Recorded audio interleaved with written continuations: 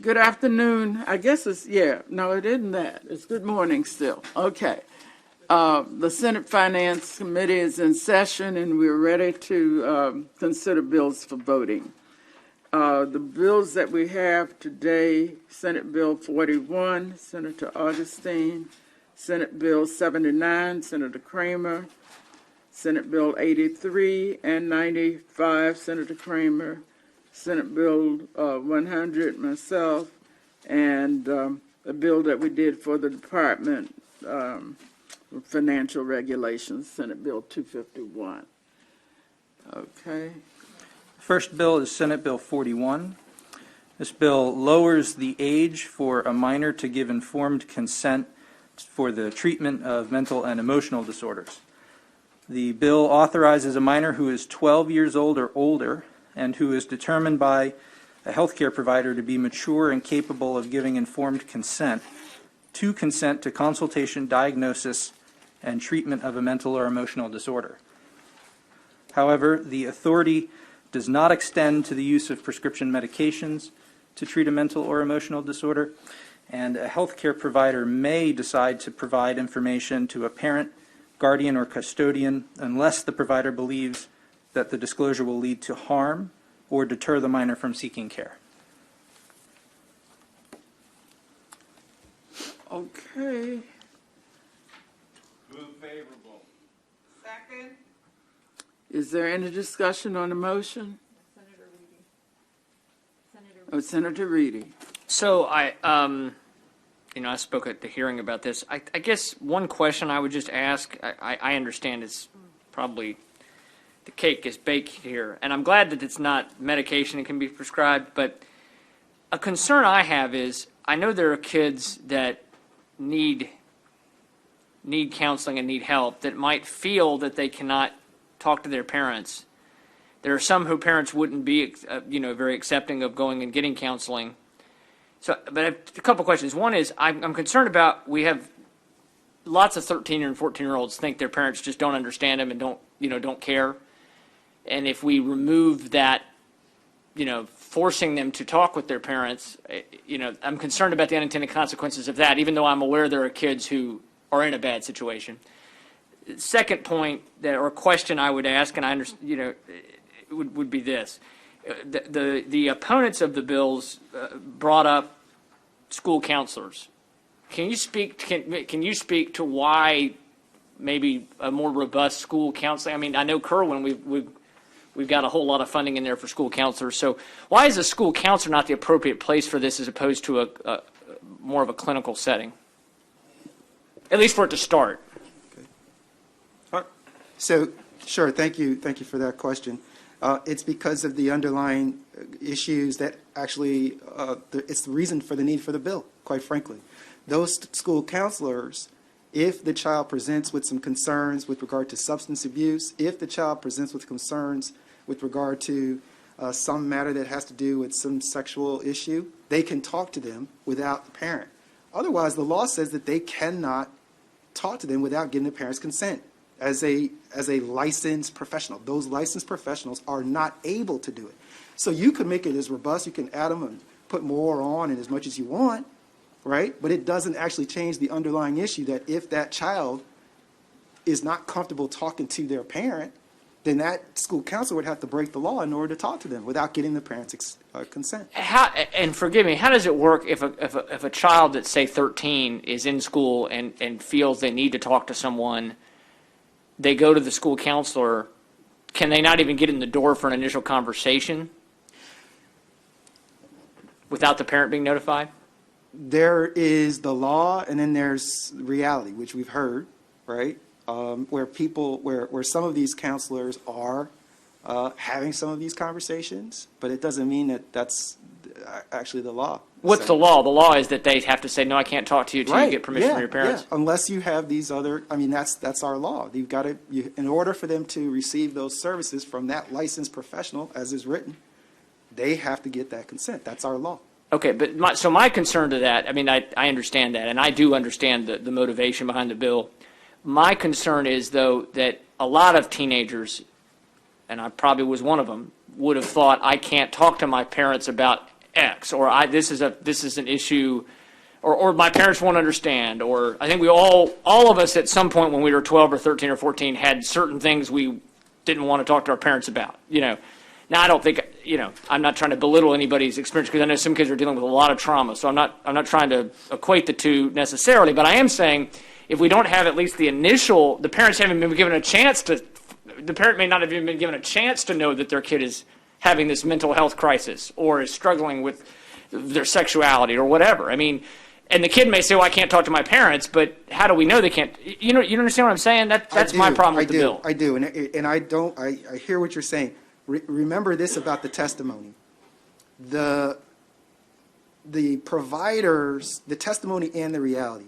The providers have a couple of reasons why they would want to get the parents involved. One, they want to help the child out, there's no doubt. But they can't get paid until the parent gets involved. Let's just be real. I mean, they can't. That's just the way that it works. They would be, providing care in that way. And what you also heard testimony of the people who work with these children quite a bit is that sometimes the child needs someone to talk to in order to open up so that they do feel comfortable enough to be able to talk to the parent about it.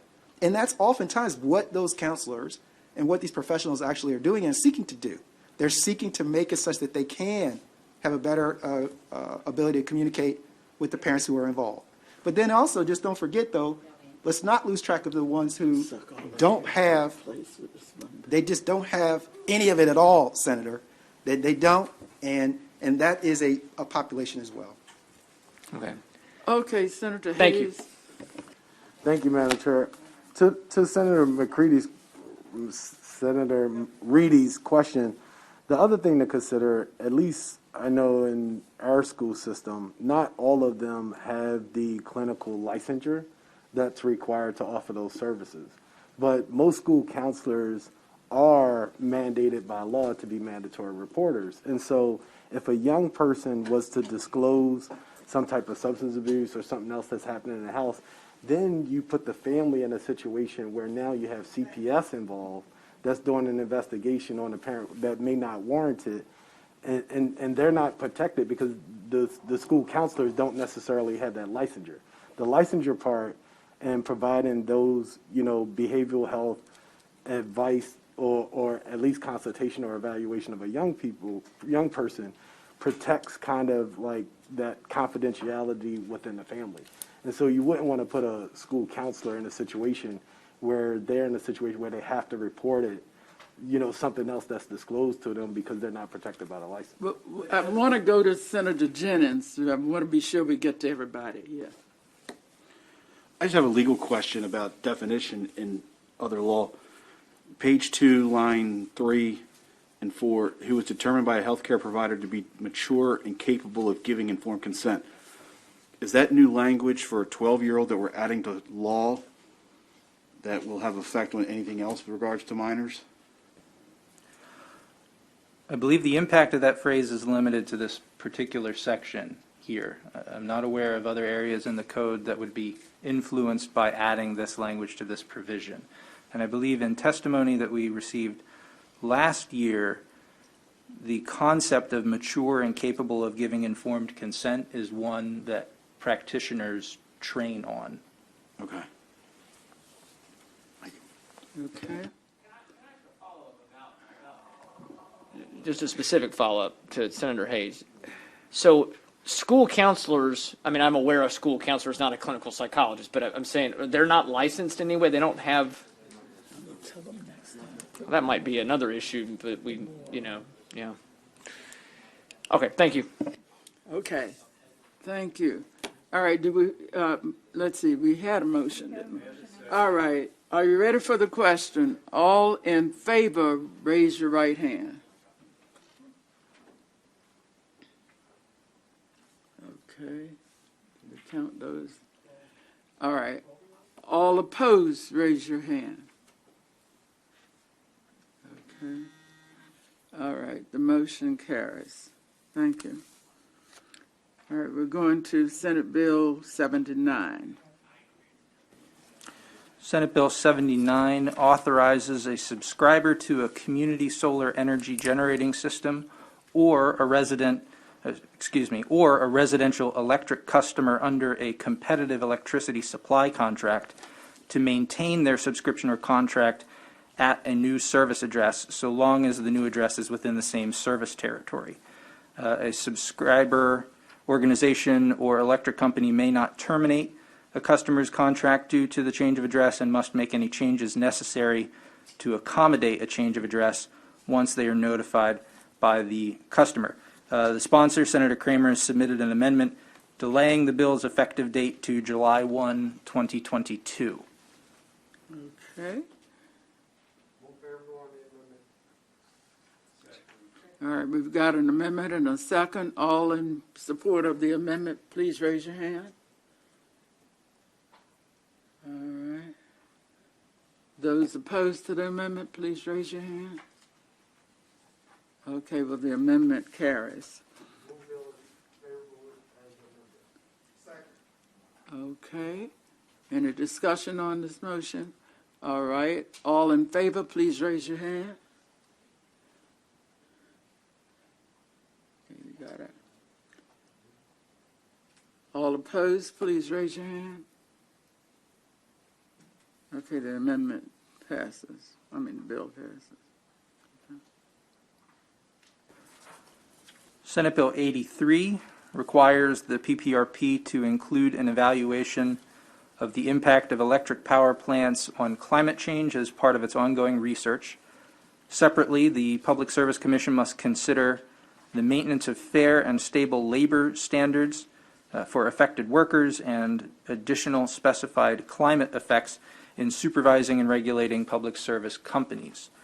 PSC may not take final action on a certificate of public convenience and necessity without considering the effects of climate change on the project, and for a generation station, the impact of the project on greenhouse gas emissions and consistency with the state's emissions goals.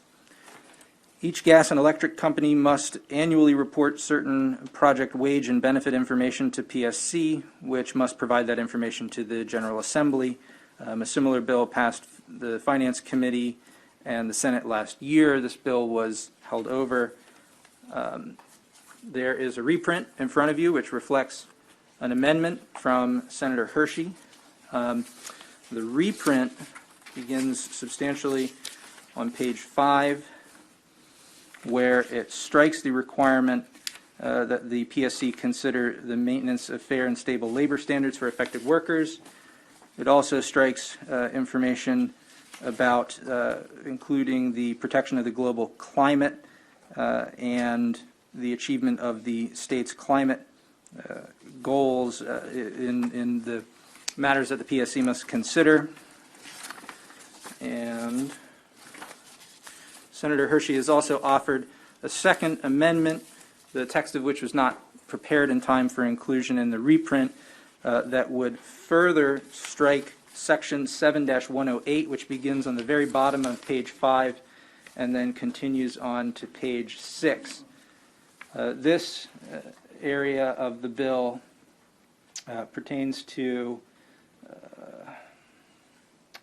the reporting information that the PSC must move on to the General Assembly, and that companies must themselves first report to the PSC. So then the PSC would not have to provide that information to us. Well, Senator Hayes? Thank you, Madam Chair. Hey, Nathan, I know you said that the Second Amendment hadn't been written up, but does the reprint reflect that Second Amendment? It does not. The reprint only reflects one of the two amendments that are being offered. Okay. We were not able to get the language of the amendment in time for inclusion in the reprint. Got you. And question about process, is it possible, because even though we're members of the committee, it's still not showing up in the floor, far as the amendments, and I was confused by the amendments because the way it's presented, it actually looked like a sponsor amendment.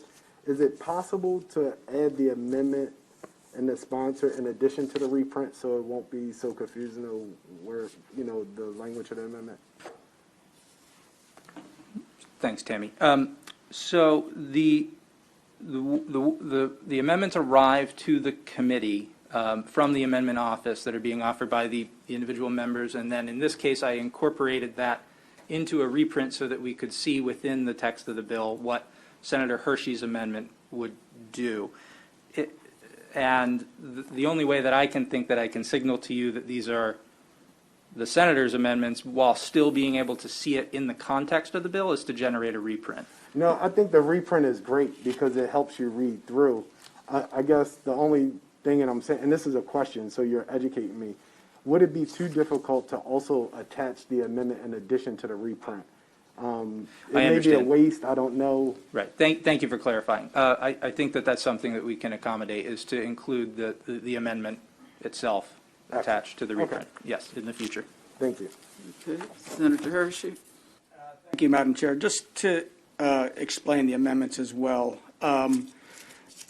Two amendments. I'll go to the one that Nathan spoke about second, and that's removing the reporting requirements of the utilities, Section 7-108. That is all new language this year. That was not in the bill that we passed out of the Senate last year. In fact, I think we did discuss this amendment in committee, but we did not agree to move forward with it. And several of the reasons why were, one, the PSC really has no capability of requiring the utilities to provide this level of information. And then, in a sense, if all of this is provided, what will they actually do with it? Now, the amendment just says that they will provide it to the General Assembly. Now, again, I don't know, especially after last year, it not being on the bill, I don't know who's asked for that information to come to the General Assembly, but again, this is an awful lot of work for the Republic utilities to be able to have to put together. More time, more money becomes a cost of service for the public utilities. They can pass that on to ratepayers at a time when we've been trying to drive down ratepayer costs, especially low and moderate income customers. I just think that this section, which was not part of the bill last year, is an unnecessary expense. I think there's other ways for the labor organizations to get this type of information if that's truly what they want. But that's why I'm offering this amendment to take away, again, the part that was not on last year's bill that we put out of committee. Okay, Senator Kramer? Thank you for that, Madam Chair. I would ask the committee to please resist these amendments. I'd be curious to know whether the maker of the amendment voted for the bill as it passed out last year, with or without this. Without and this, I without, don't recall. Yeah, without this language, I did not. But, exactly. So, the bottom line is these amendments are anti-climate, and they are anti-labor. Madam Chair, real quick, can we, I tried to break up the amendments so we can discuss them separately, since there's two different amendments.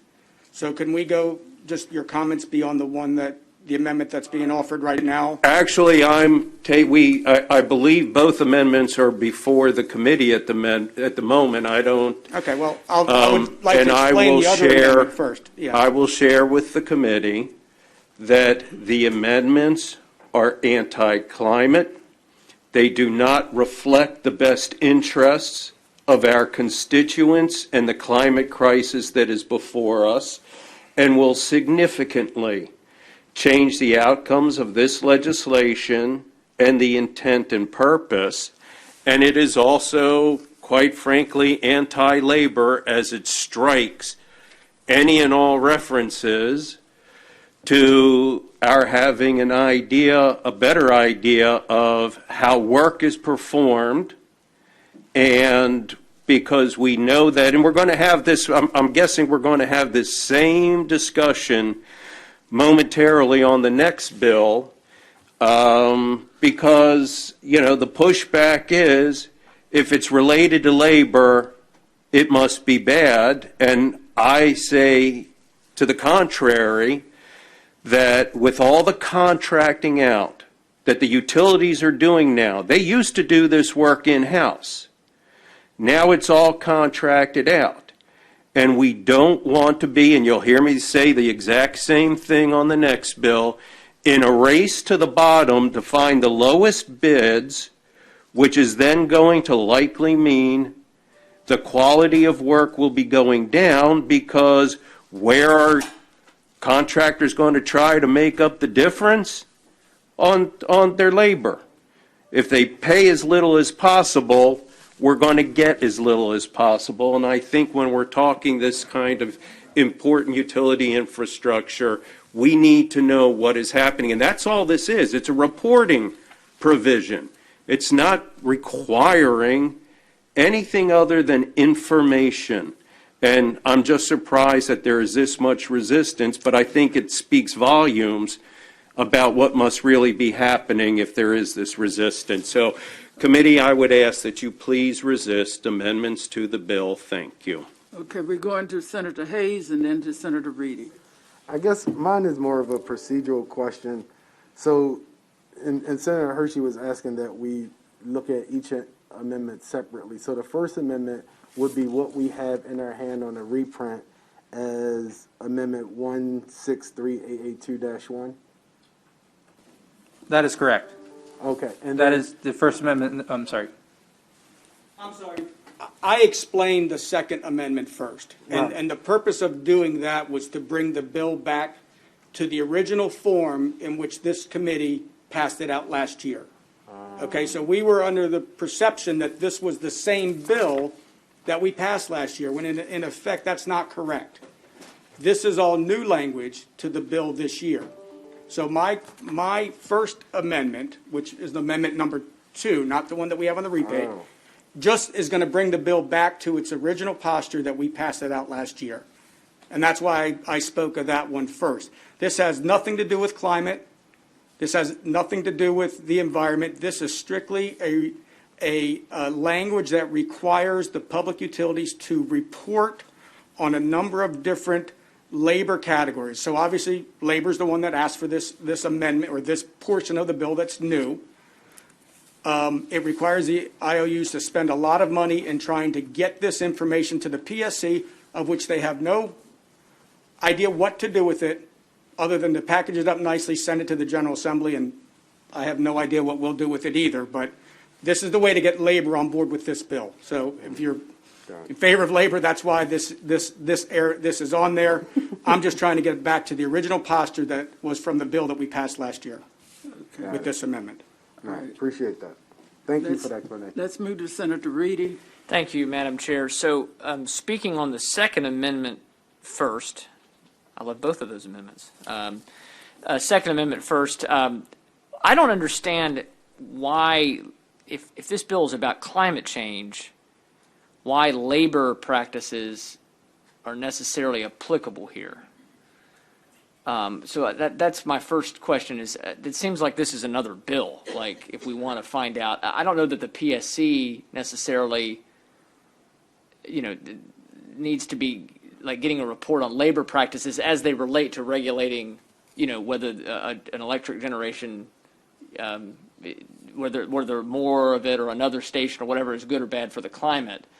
So that's my first point. So I think that's a good amendment, but just because I don't think it necessarily belongs in the bill. But then I'm looking at MDE's letter, and I know we all sort of scowl when we get the letter of information, but one thing that they point out, looks like they already supply quite a good bit of information to the PSC whenever there's a certificate of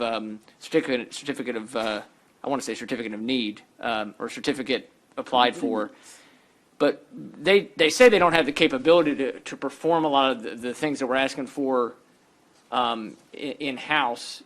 And I think the senator's amendments, the other amendment speaks to that. But so there's both of my comments. I don't know, we move fast here, so I don't know how much discussion we're going to have, so I'm shooting both barrels of the gun. I think both amendments probably are good, but certainly the first one, to me, I don't understand the need for it in this bill. I mean, it may be a different discussion about whether it's needed. And I carry no, brief for the big power companies, but I don't understand why that's in the bill.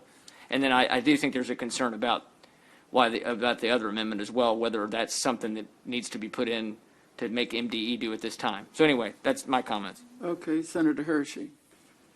I was just going to follow up that that's exactly right. And again, that's why I wanted to address this amendment first, because it wasn't on last year's bill. The PSC has come back and they have said specifically they don't have the expertise to even evaluate this type of information. PSC works hand in hand with Department of Environment, Department of Natural Resources, PPRP. They are already joined together and doing a lot of evaluation of the issues that come before the PSC. Department of Labor is not. So they would either have to mandate, or we would have to mandate, Department of Labor get involved and be available to the PSC, or the PSC would have to go out, either hire new individuals with expertise in labor, or go out and find consultants or somebody that has that expertise to be able to evaluate that. And that's why PSC has asked, is also in their testimony saying that this would not be appropriate for them to have to evaluate. Okay, so we've heard a lot of interesting perspectives. Are you ready for the question? The amendment, but each amendment, or? Yeah, that's what we usually do. I would just say is, yeah, you can't conflate this. We got really two separate amendments. One is reflected in the reprint, and one that's been verbally explained that's not in the reprint. I mean, so I think you need two separate votes, I think, seems to me. Two different issues. We move favorable on my second amendment, which is simply to strike out section, very simple, it's all new language, to strike out section 7-108, which is essentially page 6 of the bill. And again, that is all new information that was not in last year's bill that we pushed. And that information and that requirement is not necessary from the comments that we've seen from the Public Service Commission. Senator. I'm fine if they're separated out. I believe that basically the Second Amendment just strikes everything relating to reporting of information about the labor, and I will once again say that this is simply reporting information and nothing more. It's not unprecedented. It is done in other states. And this fictitious representation that there's going to be all this terrible time to put it together, the utilities predominantly have the software to be doing this right now. And I will just again represent to the committee that while I appreciate the good senator wants to put it back in the posture of last year's bill, he voted against last year's bill. If this was put back in the same posture, that's the bill he voted against. Okay. And then, I'll finally add in response to real fast, Senator Reedy, nothing was hidden here. The title of the bill is Utility Regulation, Consideration of Climate and Labor. There was nothing hidden here. Nobody was trying to sneak anything past anybody. But if we're just so, I'm fine separating out the amendments. Okay, Nathan, so which one are we going to vote for? The one that... The first one then I can describe, which would be to strike beginning on page 5 with line 29 through line 29 on page 6. Okay. Madam Chair, can I just, so Senator Kramer, I just want to, this language we're talking about, just so I'm clear, what would you envision the PSC doing with this information, and then what would you envision the General Assembly doing with this information, assuming that the utilities are able, through what you say is the software, to I mean, I'm just trying to, let's just play this out. Mm-hmm. I mean, there has to be a purpose for, having this information in the possession of the General Assembly. Absolutely, and the purpose and the intent is so that we have a clear understanding of the contracting processes and purposes of the utilities so that we know clearly this is how they are operating now that they have taken their contracting work and moved it all outside. We don't have an understanding of what those implications are for how the work is being done, what the quality standards are, and this is going to give information. So we know how that process is playing out, quite simply. We have no information right now. Well, let me butt in and just On that ask a issue. question, if I could. The fact that we might want the information is a different issue than do we want it related to the purpose of this particular bill? Maybe there ought to be a different bill. Just a This separate one- section of the I mean, bill, Madam I Chair. don't see how this one really does much about the evaluation of climate. Well, the bill is two parts. And again, that's very well clarified in the title, in that we are seeking two different areas of information. One is the climate piece.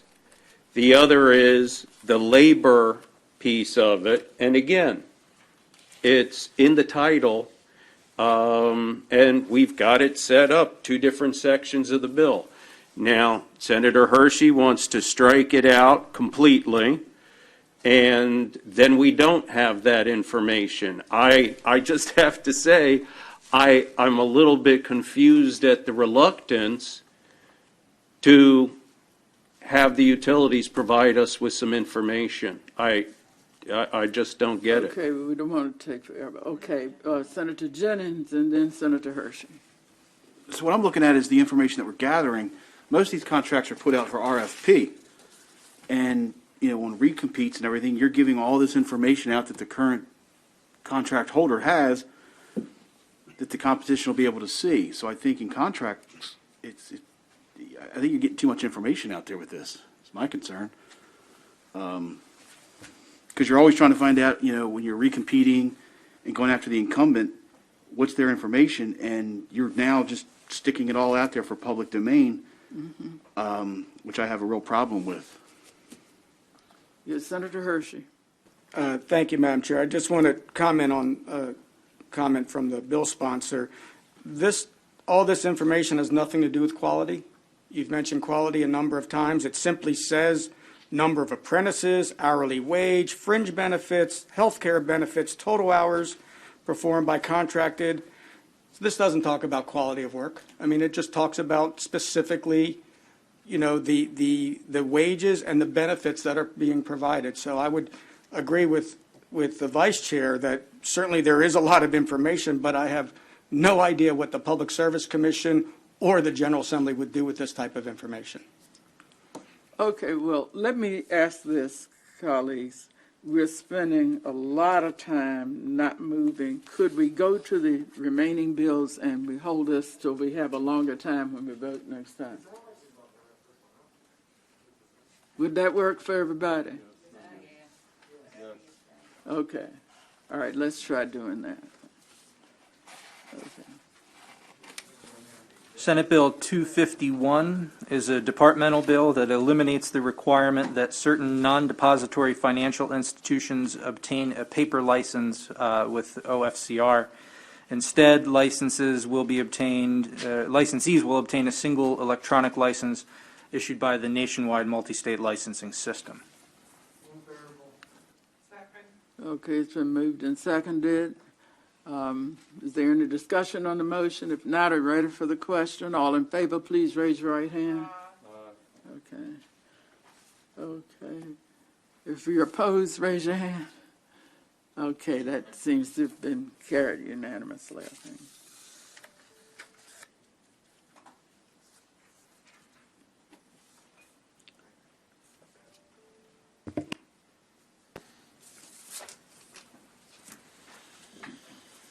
All right, excuse me. The next bill is Senate Bill 100. This is the chair's bill that would establish the task force on oral health in Maryland. There are some amendments that the chair is offering that were requested at the hearing yesterday. That's I can run through the reprint. You go ahead. Tell them better than Okay, so on the First Amendment would alter the membership of the task force to include the Deputy Secretary of Public Health Services. The Second Amendment alters the focus of the work of the task force so that it has a focus on the socioeconomic status, race, ethnicity, age, and disability of residents as factors impacting access to dental services, as well as the impact with regard to barriers and identifying those barriers, the impact of implicit bias in the socioeconomic status, race, and ethnicity of residents of the state. And then the Third Amendment just adds finance to the list of committees to receive the reports of the task force.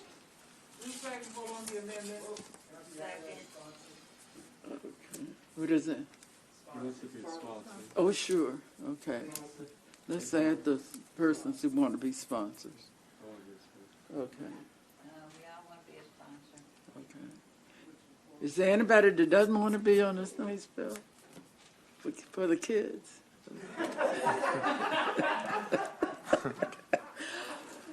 Okay, we got that. Okay.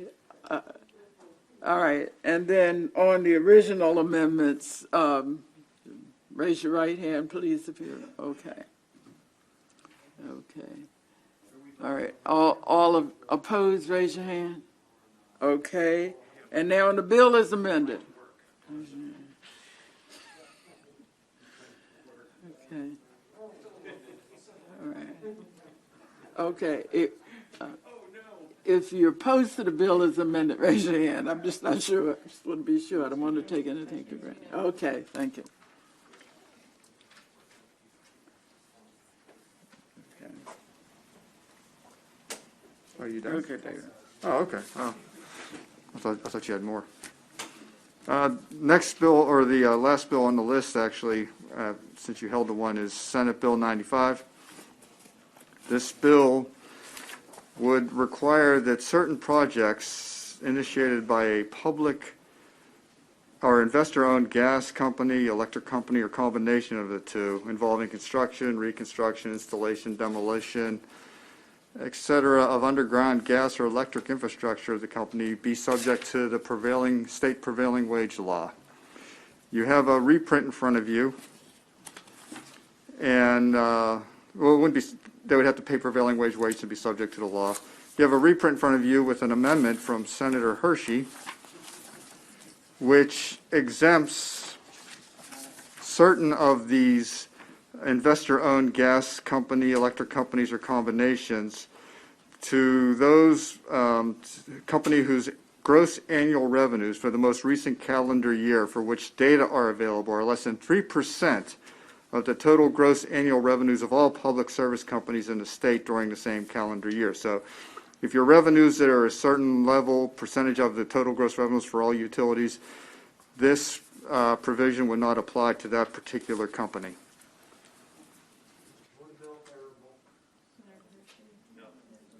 Okay. Senator Hershey. Thank you, Madam Chair. Again, just to explain this amendment,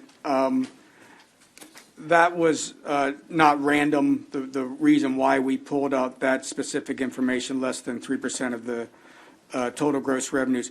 Maryland current law already authorizes smaller utilities and identifies those throughout the law. So all this is asking is for some of the smaller utilities, especially in areas where the prevailing wage would be much higher than wages that are dictated by the local labor markets, to not have to participate in this. Doesn't gut the bill, doesn't do anything other than takes a few smaller groups where this type of increase in labor costs would be dramatically felt by ratepayers through the passing along of those costs, that they not have to be held accountable in this bill. Okay, and Senator Hayes. Correct me if I'm wrong, but I thought the prevailing wage was based off of whatever the local jurisdiction is. So like in Allegheny County, where the cost of living is, maybe a little bit less expensive in Montgomery County, for instance, that the prevailing wage will be based off of that area. And so I don't understand the argument that it would be higher than that area. So if you could help me understand that, that'd be great. Very good question, and I asked that same question a week or so ago. I think I asked it of the MACO representative when we were talking about either this bill or another bill. But I don't think the language is very clear. If there really are regional rates, and if they are based on smaller geographic areas, or is, for instance, the Baltimore metropolitan region covers broader areas. So it really needs to be defined, and maybe that's a good question, Madam Chair, that we do get the actual information on that, because we're going about it. And I see your point. If it was truly just Allegheny County, then again, it would be different, because prevailing wage would come down to kind of be at least closer to the local market. But that's not the way that I am understanding it. I am understanding it, it's a broader region that is kind of going into other areas, that is bringing those higher prevailing wages into areas where it is much higher than the local market. Okay, Senator Kramer. Thank you, Madam Chair. And as I said a few moments ago, here we go again. I would ask the committee to please resist the amendments. The bottom line is, it is in fact a race to the bottom for the quality of work that we can expect to have on important, and by the way, this is limited to underground utility infrastructure. And we have got to ensure that with the utility companies contracting this work out as they are, and if we have the opportunity, I'd like to revisit the other bill and what it asks for, but I don't want to get down that alleyway. The bottom line is, we have every expectation that we continue to push down the quality of work as these are being contracted out. It doesn't matter whether it's in Senator Hershey's backyard or my backyard. We want to ensure that the prevailing wage opportunities for this important infrastructure work is being done with the best forces. And I know Senator Hershey's going to jump in and say, oh, but the contractors here and there and everywhere are, being demeaned. No, they're not. They'll just be paying prevailing wage, and that's the bottom line. And I appreciate Senator Hershey's position as it relates to organized labor. That's his sentiment. Mine is very different, and I would ask the committee to resist the amendment. It really serves no purpose at all. All right, Senator Augustine. Thank you. How does this, what impact does this have, like, on someone being a subsidiary of a larger entity? I mean, with regard to this, does it do anything with that? You're just giving this 3%, but is it really a small utility? I'm asking counsel of that, or you can answer too, doesn't matter. Can the analyst help us out on that question? Well, I'm not as familiar with the structure of the utility industry, but if you're a subsidiary, you're probably most likely a subsidiary of an investor-owned utility. So I would imagine this would still apply to. Well, but I'm just saying the underlying premise is that this is for some small business. I mean, if it's a subsidiary, then it's actually not a small business just because it only has 3% of the market in Maryland. It doesn't mean that it's a small business. All right. So BGE would be a subsidiary of Exelon? Yes. Okay, so we're not talking about some. BG&E. Madam Chair, I think we're going to see this bill apply Columbia Gas out in Western Maryland.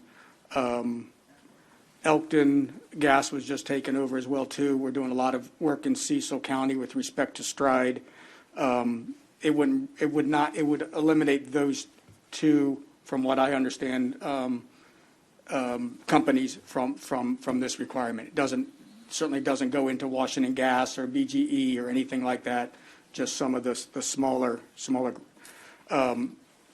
smaller utilities that are out in the rural areas. Okay, let me go back now to Yeah. Senator Augustine and then to the sponsor, and then I was hoping we could vote it. I apologize, Madam Chair, that's but that okay. is exactly what I thought it was. But Columbia Gas is a subsidiary of a larger company. I mean, it's not actually a small company. So I'm a little concerned about how this definition works if we're saying it really is for small companies. That's why I asked the question. So if it did apply to them, then that's problematic to me. Okay. Are we ready to consider a motion? Madam Chair, I just, again, because we continue to hear the assault on these businesses that are not organized labor and their inability to perform quality work, I would ask if there are any instances on what makes this bill so important. Are we seeing so many bad projects out there from these smaller companies and smaller contracts that could only be done by those that have gone through organized labor? I mean, it's another assault on so often do we look at our community colleges and our vocational schools and individuals that are able to come through there and have a different set of skill sets other than just an educational type of a degree. But then when you come to the Maryland General Assembly, it's not good enough because they're not paying fees and dues to organized labor. So are there any specific examples on why this is necessary and who these contractors are that can't perform the quality of work that only organized labor can perform? Well, let me suggest this, if we can. I think here they're just, and it's very important when we have philosophical perspectives that are different, but I think we've just got philosophical perspectives and we don't know where they are. And if you don't mind, I see 3 more lights on. I was going to ask for a vote, and people can reflect wherever they are on the issue. Okay. So all in favor of the motion, please raise your hand. Okay. Senator Hayes, you want to restate your motion? My motion is on the bill. I move the bill favorable. And I seconded it.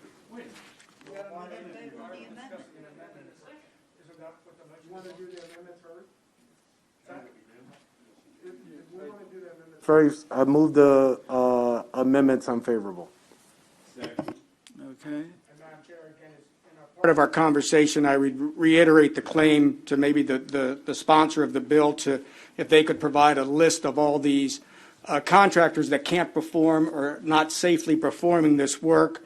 Again, I would claim that Chesapeake Utilities, Columbia Gas are all doing outstanding work. As another important issue that the General Assembly has provided with the STRIDE work to repair what this bill is talking about, the underground gas lines, this will make STRIDE more expensive. So less projects in these rural areas will get replaced and make the community, if we all believe that these gas lines need to be replaced, make the communities less safe, because we have to find union labor because they're the only ones that have the quality and expertise to do underground pipelines. A bit absurd.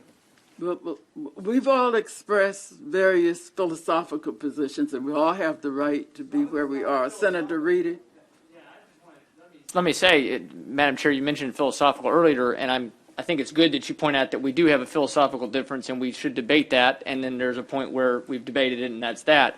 On this, I don't think this is so much philosophical, because I keep hearing the aspersion cast that if you're not union labor, you don't do a good enough job. You can't be trusted. And while I'm all for the trades. You have a right to be in a union if you want to be. And I know that there's a lot of history with unions and all that.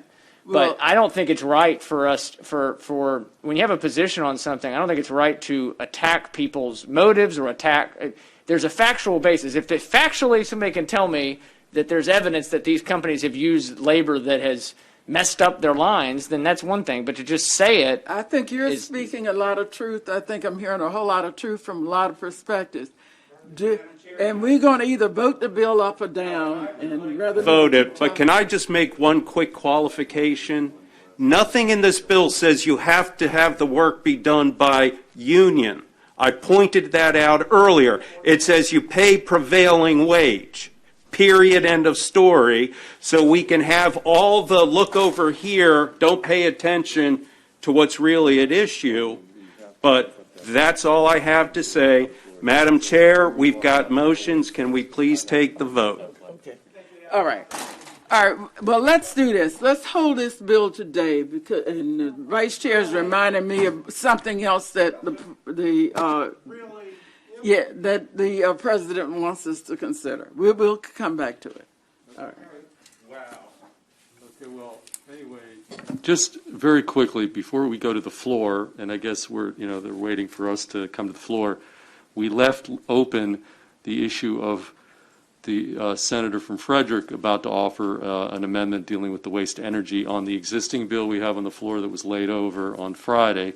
And as I said the last time, I want to go to the floor as a floor leader with a position from the committee on that amendment. And the only way to do that is to take a quick show of hands. And so I think my position on the floor is going to be or I'm offering it actually to the committee, is this is an end around of the committee. And I understand Senator Reedy's point the other day, but that the fact is that this should be a standalone bill on a complicated energy policy bill, amending onto another complicated, important piece of legislation, adjusting the RPS.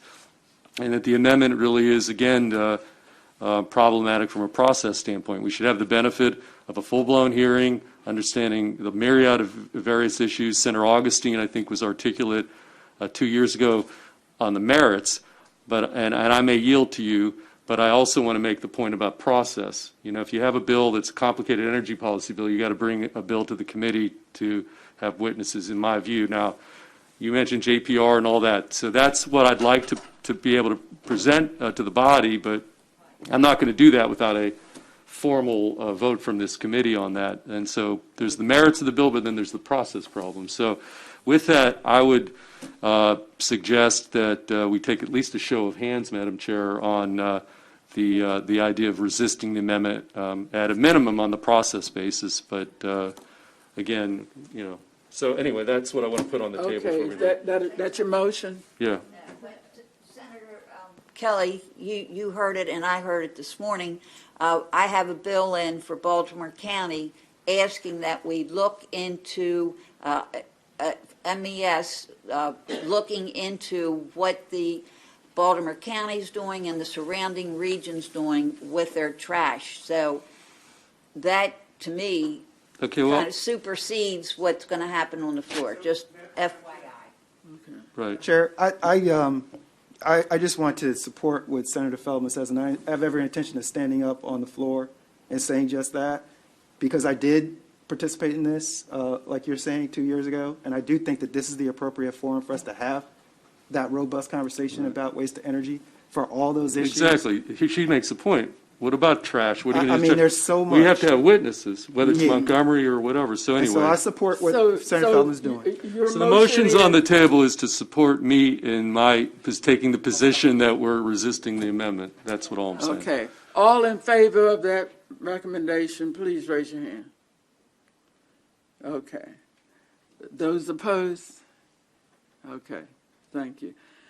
And I would always want to bring an amendment on a bill in the committee. So just so I've taken this position that I took earlier, but I am not going to go out and do an amendment or be handing out amendments to things that we didn't talk about in committee. So I just want to make that clear. So while I'm holding out what I'm saying, I do Okay. believe in respecting the committee to have the Okay. discussion here. thanks, everybody.